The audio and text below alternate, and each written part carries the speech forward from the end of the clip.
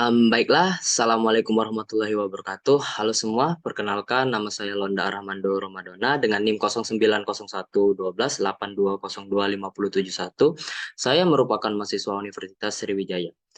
Pada video kali ini, saya akan membahas mengenai pelanggaran cyber etik. Ada pepatah yang bilang, tak kenal maka tak sayang. Maka dari itu, sebelumnya kita akan membahas apa sih cyber etik tersebut. Menurut yoursay.id, cyber etik adalah aturan dan etika dalam menggunakan teknologi atau internet.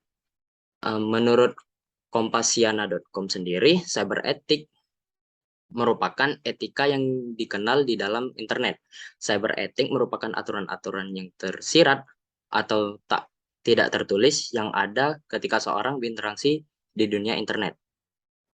Dan juga menurut Wikipedia, etika cyber atau etika dunia maya adalah studi tentang etika sebagai cabang ilmu filsafat yang berkaitan dengan etika komputer dari pemakai internet yang membahas mengenai perilaku pengguna dunia maya serta apa yang dilakukan mereka pada dunia cyber tersebut.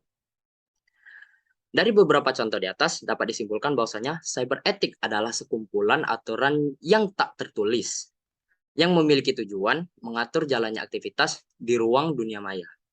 Namun, bagaimana dengan cyber etik ini?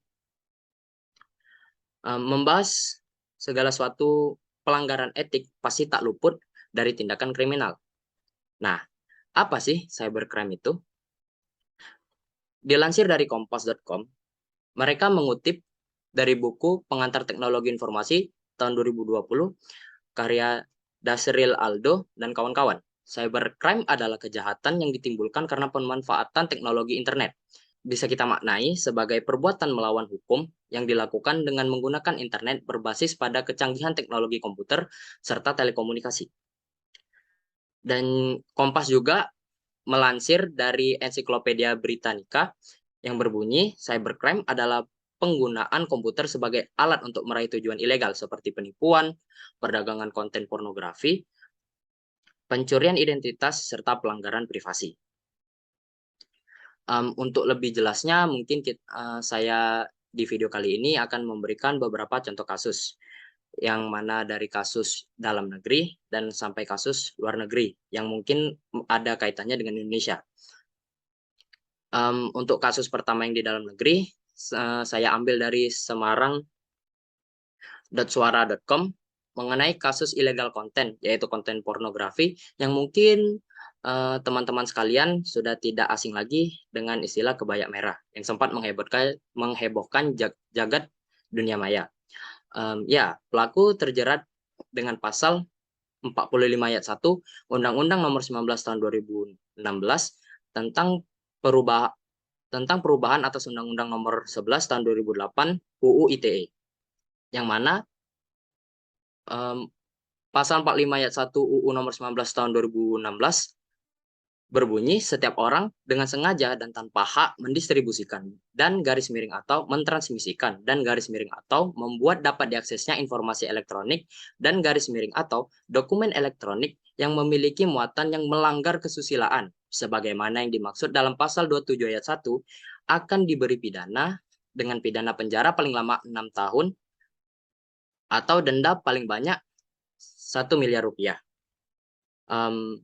Di pasal 45 disebutkan juga mengenai pasal 27 ayat 1, yang mana pasal 27 ayat 1 UU nomor 11 tahun 2008 memiliki bunyi, setiap orang dengan sengaja dan tanpa hak mendistribusikan dan garis miring atau mentransmisikan dan garis miring atau membuat dapat diaksesnya informasi elektronik dan garis miring atau dokumentasi elektronik yang memiliki muatan melanggar kesusilaan.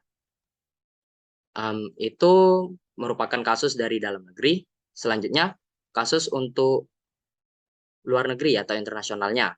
Pada kasus kali ini saya mengambil kasus ransomware yang pernah menyerang RSJ Jakarta.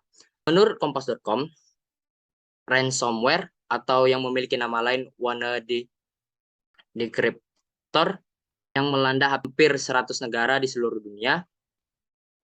Ini pertama kali terdeteksi di Indonesia pada tanggal 12 Mei 2017 silam. Yang mana di Inggris sendiri, dokter-dokter di setidaknya 16 rumah sakit dibuat kerepotan lantaran dibuat tidak bisa mengakses rekam medis pasien karena ulah ransomware ini. Hingga Jumat siang waktu Pasifik di bulan Mei 2017 silam, firma keamanan Apps mencatat telah terjadi 75.000 kasus infeksi ransomware WannaCryptor di 99 negara di seluruh dunia.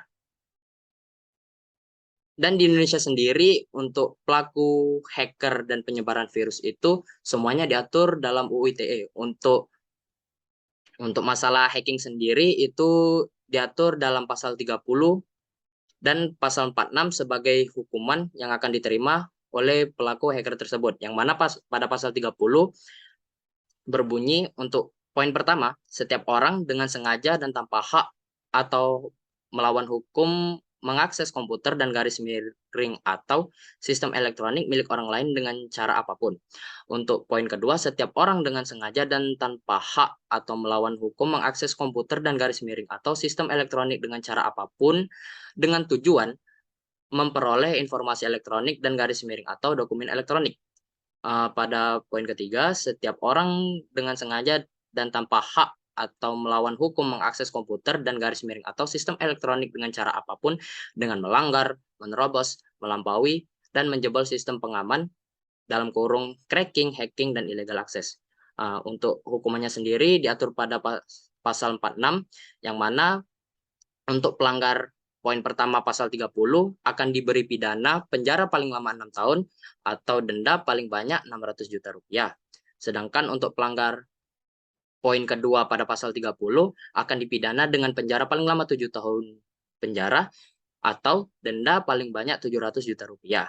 Dan terakhir, untuk poin ketiga pada pasal 30 akan diberi pidana penjara paling lama 8 tahun atau denda paling banyak 800 juta rupiah.